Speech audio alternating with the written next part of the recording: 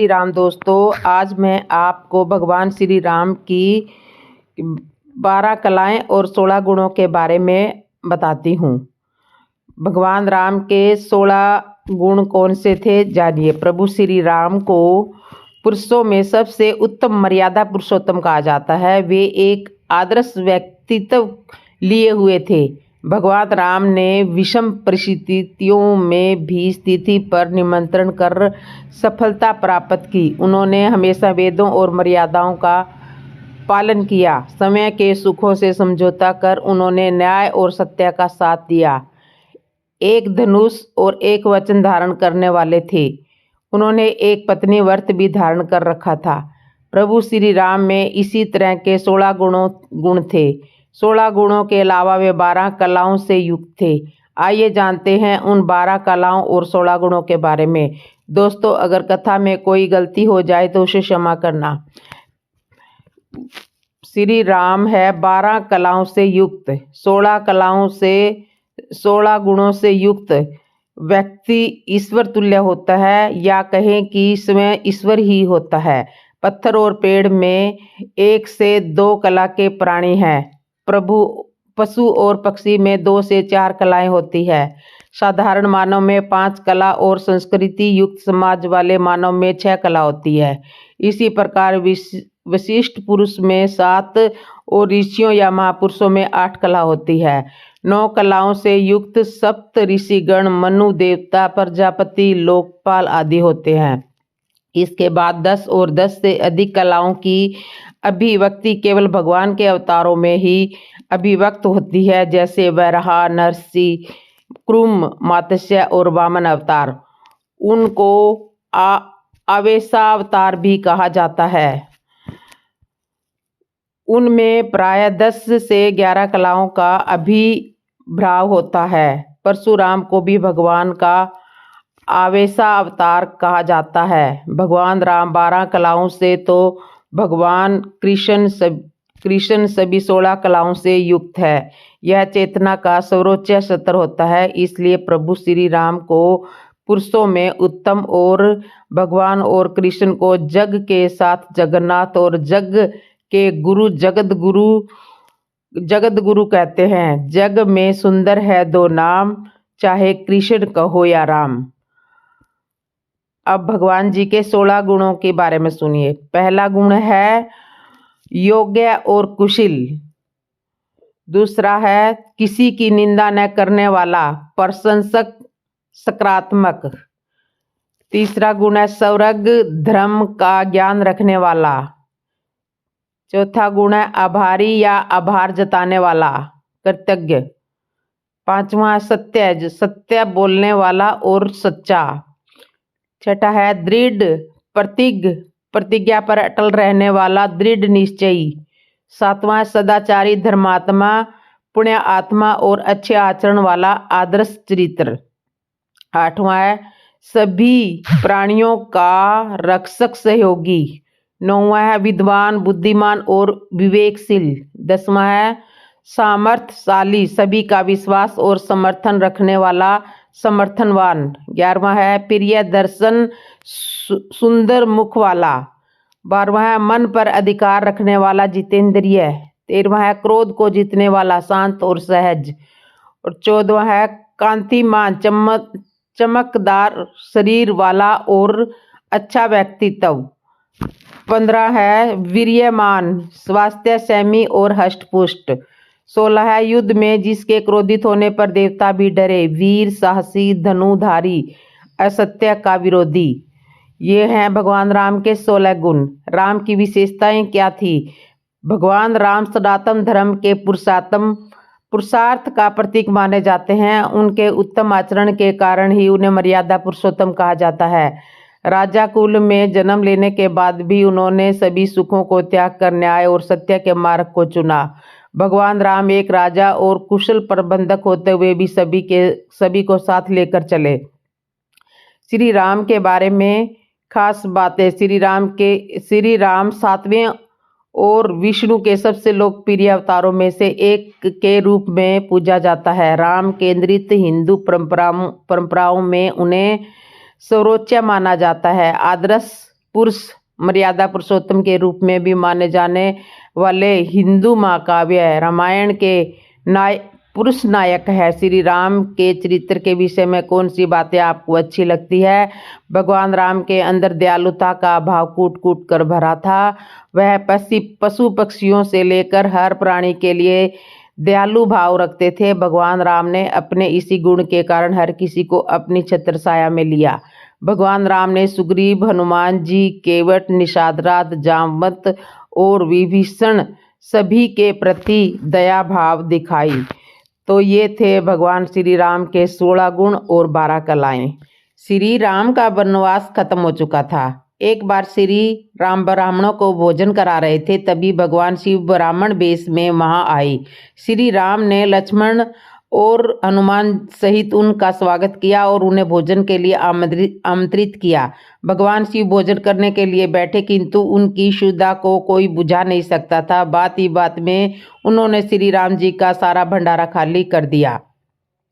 लक्ष्मण और हनुमान ये देखकर चिंतित हो गए और आश्चर्य से भर गए। एक ब्राह्मण उनके द्वार से भूखे पेट लौट जाए, ये बड़े अपमान की बात थी। उन्होंने श्री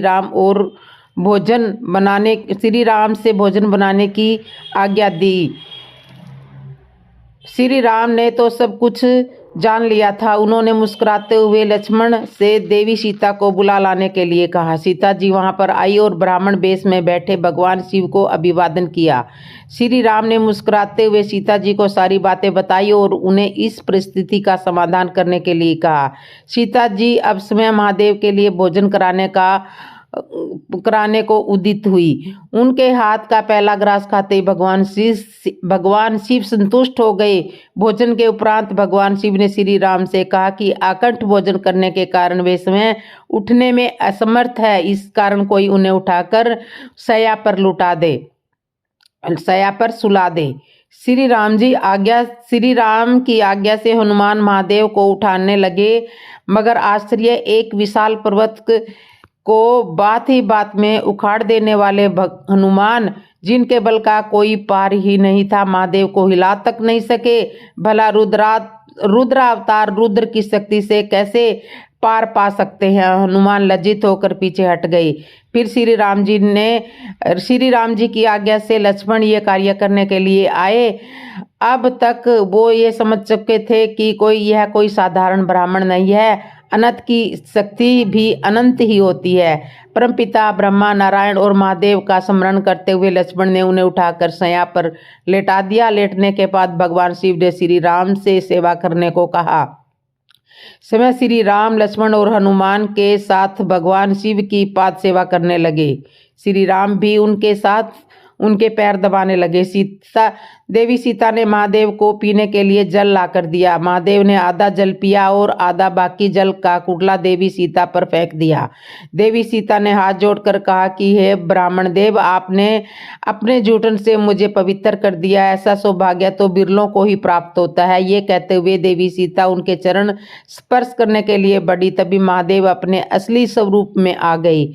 महाकाल के दर्शन होते ही सभी ने हाथ जोड़कर उन्हें नमन किया। भगवान शिव ने श्री राम को अपने हृदय से लगाते हुए कहा कि आप सभी मेरी परीक्षा में उत्तीर्ण हुए। ऐसे कई अवसर थे जब किसी भी मनुष्य को क्रोध आ सकता था, किंतु आपने अपना संयम नहीं खोया। इसी कारण भगवान आपको मर्यादा पुरुषोत्तम कहता है। उन्होंने श्री राम को वरदान मांगने के लिए कहा, किंतु श्री राम ने कहा हाथ जोड़कर कि आपके आशीर्वाद से मेरे पास सब कुछ है। अगर आप कुछ देना ही चाहते हो तो आप अपने चरणों में सदा की भक्ति का आशीर्वाद दीजिए। महादेव ने मुस्कुराते हुए कहा कि आप और मैं कोई अलग नहीं है, किंतु फिर भी देवी सीता ने मुझे भोजन कराया है, इसलिए उन्हें कोई वरदान तो मांगना ही होगा। देवी सीता ने कहा कि हे भगवान, अगर आप हमसे प्रसन्न है तो कुछ काल तक आप हमारे राजसभा में कथावाचक बनकर रहे। उसके बाद कुछ काल तक भगवान शिव श्री राम की सभा में कथा सुनाकर सबको कृतार्थ करते रहे। तो इस तरह से ये कथा होती है। अब मैं आपको सुनाती हूँ कि सारे तीर्थ बार बार, गंगा सागर एक बार। ऐसे क्यों कहा जाता है? गंगा सागर भारत के तीर्थों में एक महातीर्थ है। गंगा जी इसी स्थान पर आकर सागर में मिलती है। इसी स्थान पर राजा सागर के 60,000 पुत्रों को मोक्ष प्राप्त हुआ था। यहाँ मकर संक्रांति पर बहुत बड़ा मेला लगता है, जहाँ लाखों श्रद्धालु गंगा के स्नान के लिए आते हैं। कहते हैं कि यहाँ संक्रांति पर स्नान करने पर 100 अश्वमेध यज्ञ और 1000 गौवें दान करने का फल मिलता है। गंगा सागर को तीर्थों का पिता कहा जाता है। कहने का तात्पर्य है कि गंगा सागर का अन्य तीर्थों की अपेक्षा अधिक महत्व है। शायद यही कारण है कि जन साधारण में यह कहावत बहुत प्रचलित है कि सब तीर्थ बार बार, गंगा सागर एक बार। गंगा जिस स्थान पर समुद्र में मिलती है उसे गंगा सागर कहा जाता है। गंगा सागर एक बहुत सुंदर वन द्वीप समूह है जो बंगाल की दक्षिण सीमा से बंगाल की खाड़ी पर स्थित है। प्राचीन समय से इसे पाताल लोक के नाम से भी जाना जाता है। कलकत्ते से यात्री प्राय जहाज में गंगा सागर जाते हैं। यहाँ मेले के दिनों में काफी भीड़ भाड़ की रौनक बनी रहती है, लेकिन बाकी के दिनों में यहाँ पर शांति और एकलापन भी रहता है। तीर्थस्थान सागर द्वीप में केवल थोड़े ही साधु रहते हैं। यह अब वन से ढका और प्रायः जनहीन होता है। तो यहाँ पे संक्रांति पर स्नान करना बहुत ही मतलब माना जाता है, बहुत ही अच्छा माना जाता है। तो इस तरह से इसीलिए कहा जाता है कि सारे तीर्थ बार बार, गंगा सागर एक बार। तो इस तरह से ये नाम प्रचलित हुआ है। शूर्पणखा कैसे बन गई श्री कृष्ण की पत्नी, जानिए। दंडकारण्य की स्वामिनी शूर्पणखा ने भगवान श्री राम के महत्वपूर्ण कार्य निशाचरहीन करहु किया।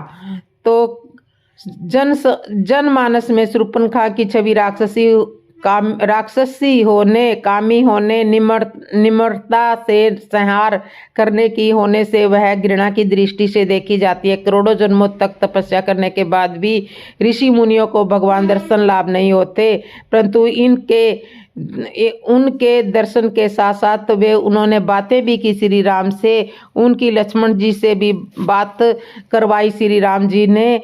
तो जगत जननी सीता माता के दर्शन भी करवाए। एक जिज्ञासा बनी रहती है कि आखिर शूर्पणखा ऐसे कौन से पुण्य कार्य किए थे जिससे वह सौभाग्य उसको मिला श्री राम के बात करने का। तो मनीषी व ज्ञानी जन हमेशा इसका चिंतन किया करते हैं। आइए शूर्पणखा के पूर्व जन्म का वृत्तांत जाने। पूर्व जन्म में शूर्पणखा इंद्रलोक की नैनतारा नामक की अप्सरा थी। उर्वशी, रंभा, मेनका, पुंजिकला आदि प्रमुख अप्सराओं में इसकी गिनती की जाती थी। एक बार इंद्र के दरबार में अप्सराओं का नृत्य चल रहा था। उस समय यह नैनतारा नृत्य करते समय भ्रूण संचालन अर्थात आंखों से इशारा भी कर रही थी। इसे देखकर इंद्र विचलित हो गए और उनके ऊपर प्रसन्न हो गए। तब से नैनतारा इंद्र की प्रेयसी बन गई। तत्कालीन समय में पृथ्वी पर एक ब्रिजा नामक एक ऋषि घोर तपस्या कर रहा था। तब नैनतारा पर प्रसन्न होने के कारण ऋषि की तपस्या भंग करने हेतु इंद्र ने इसे ही धरती पर भेजा, परंतु ब्रिजा ऋषि की तपस्या भंग होने पर उन्होंने इसे राक्षसी होने का श्राप दे दिया। ऋषि से क्षमा याचना करने पर ब्रिजा ऋषि ने उससे कहा कि राक्षस जन्म में ही तुझे प्रभु के दर्शन होंगे। तब वही अप्सरा देह त्याग के बाद शूर्पणखा राक्षसी बनी। उसने दृढ़ निश्चय कर लिया था कि प्रभु के दर्शन होने पर वह उन्हें प्राप्त कर लेगी। वही नैनतारा का मोहक रूप बनाकर ही शूर्पणखा श्री राम के पास गई, परंतु एक गलती कर बैठी कि वह यह कि ब्रह्मा प्रभु परमात्मा परात्रत पर ब्रह्मा को प्रतिरूप को पाने की इच्छा प्रकट कर ली।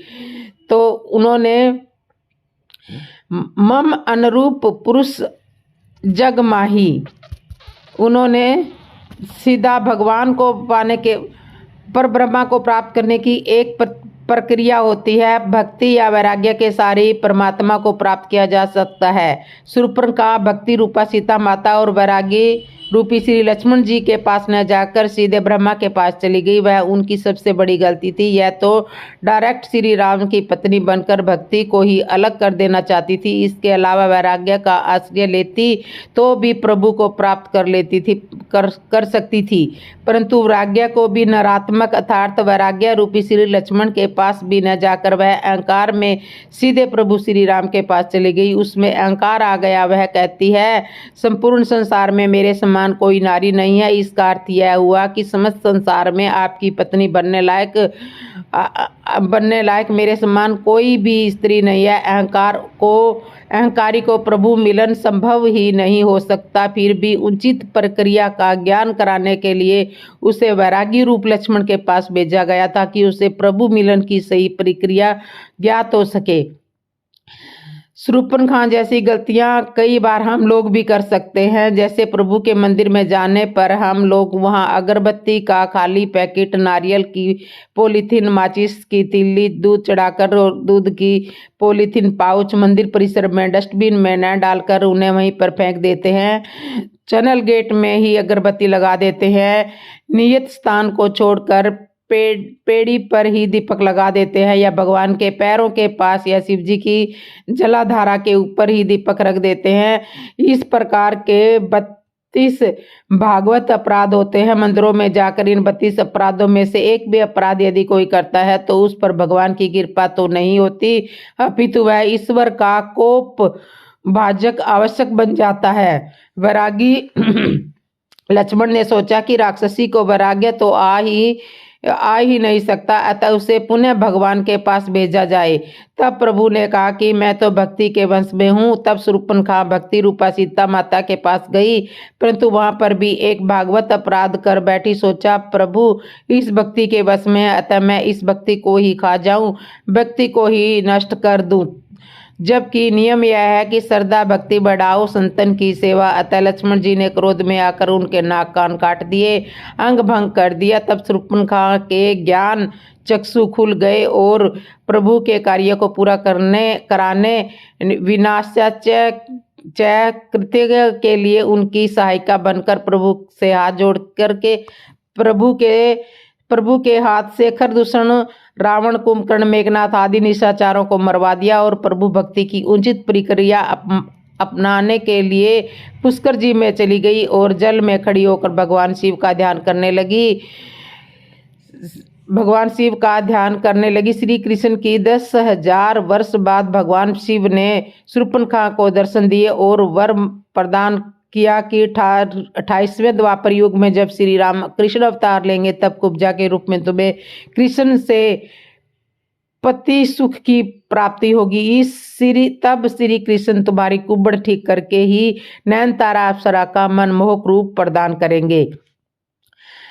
तो एक कृष्ण जी का नाम इतना मनमोहक है कि इसकी जुबा पर आते ही इंसान अपने समस्त प्रकार के दुख दर्द को भुलाकर इनकी लुभावनी सूरत में खो जाते हैं। अगर हिंदू धर्म में ग्रंथों की बात करें तो इसमें इसके स्वरूप का वर्णन उपरोक्त लिखी बात का बहुत अच्छे से परिणाम देती है। यही कारण है बचपन से ही श्री कृष्ण सबके प्रिय है। गोकुल में गोपियों से लेकर यहाँ की वृंद स्त्रियों के लिए श्री कृष्ण बहुत खास थे। श्री कृष्ण की एक माँ थी देवकी और दूसरी माँ थी यशोदा, परंतु गोकुल में अन्य सब रहने वाली वृंद महिलाएं भी इन्हें पुत्र की तरह स्नेह करती थी। आज आपको इनके प्रति प्रेम रखने वाली ऐसी ही एक स्त्री के बारे में बताने जा रहे हैं जिनका वर्णन पौराणिक कथाओं में अच्छे से मिलता है। दरअसल हम बात कर रहे हैं कंस की नगरी मथुरा में रहने वाली कुब्जा नाम की स्त्री, जो कंस की दासी थी। वे नित्य कंस के लिए चंदन, तिलक तथा फूल आदि का संग्रह किया करती थी। अपने प्रति कुब्जा की इस असीम प्यार व श्रद्धा को देखकर कंस भी अति प्रसन्न था। कहा जाता है कि कुब्जा को बहुत कम लोग जानते थे कुब्जा को बहुत कम लोग जानते थे। इनके कुबड़े होने के कारण इन्हें कुब्जा नाम दिया गया था। पौराणिक कथाओं के अनुसार कंस के वध के दौरान श्री कृष्ण की कुब्जा से मुलाकात हुई, जिसके बाद उनके यानी कुब्जा के साथ उनकी प्रेम क्रीड़ाएं शुरू हुई। एक बार की बात है कि भगवान श्री कृष्ण ने देखा कि एक कुबड़ी स्त्री अपने हाथ में चंदन, फूल और हार लेकर खड़ी बहुत प्रसन्न मन से जा रही है। तब श्री कृष्ण ने उनसे प्रश्न किया कि ये चंदन व हार तुम किसके लिए इकट्ठे लेकर इठलाते हुए जा रही हो? आप कहाँ जा रही हो और आप कौन हो? तो कुब्जा ने श्री कृष्ण के प्रश्न का उत्तर देते हुए कहा कि मैं कंस की दासी हूँ। मेरे कुबड़ी होने के कारण सब मुझको कुब्जा कहते हैं। मैं ये चंदन, फूल, हार आदि उनके लिए, अपने महाराज कंस के लिए लेकर जा रही हूँ। मैं नियमित रूप से ऐसा करती हूँ और उन्हें ये सारी सामग्री प्रदान करती हूँ जिससे वे अपना श्रृंगार आदि करते हैं। ये सुनते ही श्री राम ने कुब्जा से आग्रह करने लगे कि आप ये चंदन मुझे लगा दीजिए और ये फूल हार मेरे को चढ़ा दीजिए। इसके लिए कुब्जा ने साफ साफ इनकार कर दिया और कहा कि नहीं नहीं, ये तो केवल मेरे महाराज कंस के लिए है, मैं इन्हें किसी और को नहीं दे सकती। उन्होंने श्री कृष्ण से मना कर दिया और कथाओं में किए वर्णन के अनुसार जो लोग आसपास खड़े होकर ये संवाद देख और सुन रहे थे, वे सब मन ही मन सोच रहे थे कि ये कुब्जा कितनी जाहिल गंवार है। साक्षात भगवान उसके सामने खड़े हैं और वह उनके आग्रह को ठुकरा रही है। वहां मौजूद सभी लोग कुब्जा के बारे में सोच रहे थे कि ये कितना भाग्यशाली अवसर अपने हाथ से गंवा रही है। कम लोगों के जीवन में ऐसा सुखद अवसर आता है और वो है कि श्री कृष्ण को छोड़कर फूल, माला व चंदन पापी कंस को चढ़ाने के लिए जा रही है। लेकिन अब उसमें कुब्जा का भी दोष क्या था? वह तो वही कर रही थी जो उसके मन में छुपी वृत्ति उससे करा रही थी। परंतु अब श्री कृष्ण भी ठहरे हठी लगे बार बार उनसे आग्रह करने।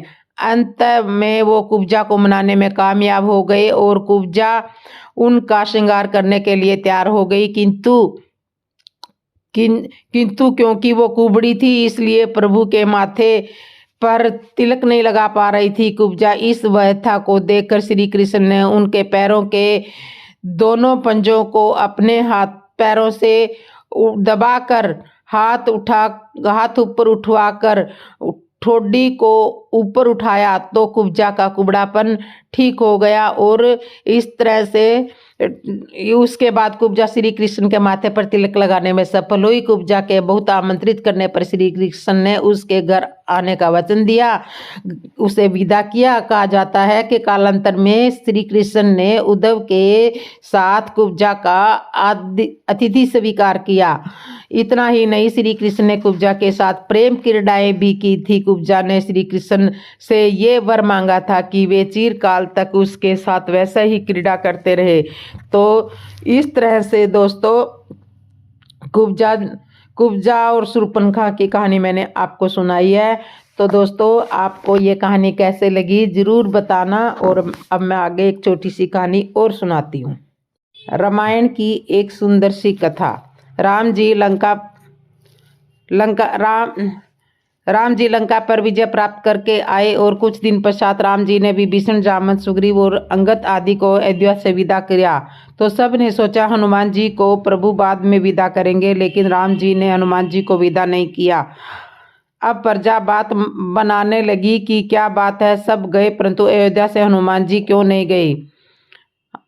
दरबार में कानाफूसी हुई कि हनुमान जी से कौन कहे जाने के लिए। तो सबसे पहले माता सीता की बारी आई कि आप बोलो कि हनुमान जी चले जाएं।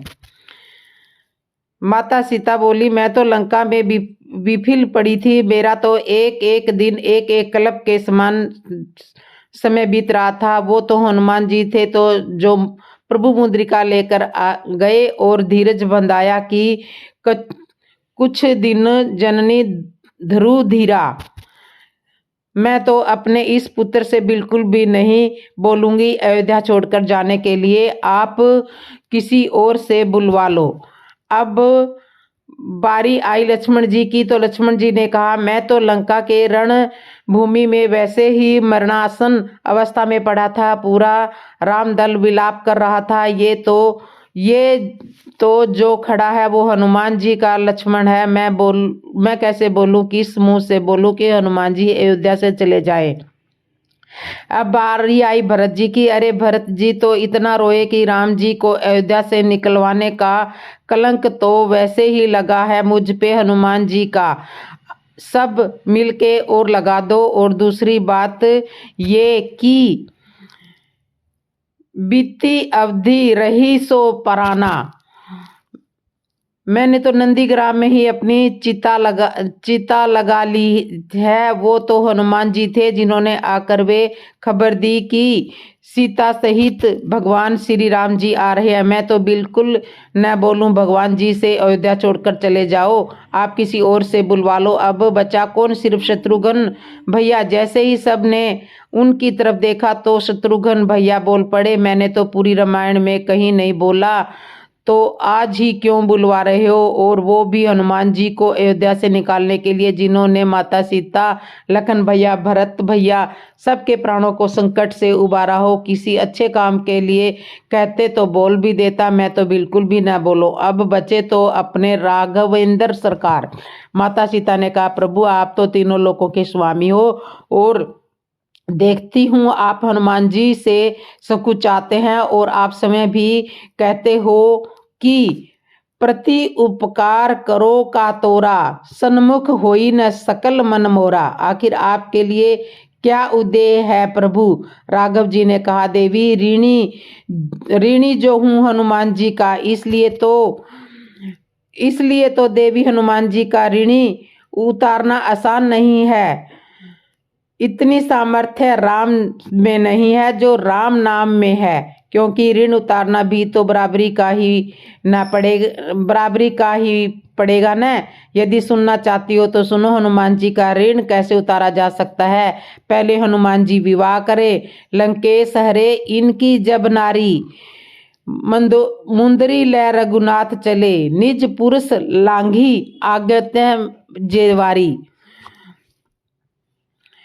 तो देवी इतना आसान नहीं है हनुमान जी का ऋण चुकाना। मैंने ऐसा ही नहीं कहा था कि मैंने बहुत सोच विचार कर कहा था, लेकिन यदि आप कहती हो तो कल राज्यसभा में बोलूंगा कि हनुमान जी कुछ मांग लो। दूसरे दिन राज्यसभा में सब इकट्ठे हुए, सब बड़े उत्सुक थे कि हनुमान जी क्या मांगेंगे और राम जी क्या देंगे। राघव जी ने कहा, हनुमान जी सब लोगों ने मेरी बहुत सहायता की है और मैंने सबको कुछ न कुछ पद दिया है। विभीषण और सुग्रीव को क्रमशः लंका और किष्किंधा का राज पद दिया है, अंगद को युवराज पद दिया है, तो तुम भी अपनी इच्छा बताओ।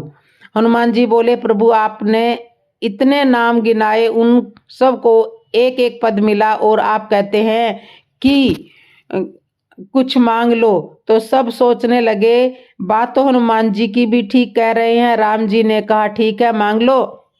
सब लोग बहुत प्रसन्न हुए कि आज हनुमान जी का ऋण चुकता हो जाएगा। हनुमान जी ने कहा, प्रभु तो पद आपने सबको दिए हैं, उनके पद में राज मद हो सकता है, तो मुझे इस तरह के पद नहीं चाहिए जिसमें राज मद की शंका हो। तो फिर आपको कौन सा पद चाहिए हनुमान जी? हनुमान जी ने राम जी के दोनों चरण पकड़ लिए और प्रभु हनुमान जी तो बस यही दो पद चाहिए, हनुमत सम नहीं कोई बड़भागी। तो हनुमान जी ने दोस्तों हनुमान जी ने श्री राम के दोनों चरण पकड़ लिए कि मुझे आपके ये दोनों चरण चाहिए। तो ये दोस्तों, हमारी ये कहानी आपको अच्छी लगी हो तो कमेंट करके वीडियो में ज़रूर बताना और कहानी को शेयर करना। और जिसने भी मेरे चैनल को सब्सक्राइब नहीं किया तो सब्सक्राइब करना, लाइक करना, कमेंट करना और बेल आइकन बटन तो ज़रूर दबा देना। तो बोलो जय श्री राम, जय श्री राम, जय श्री राम।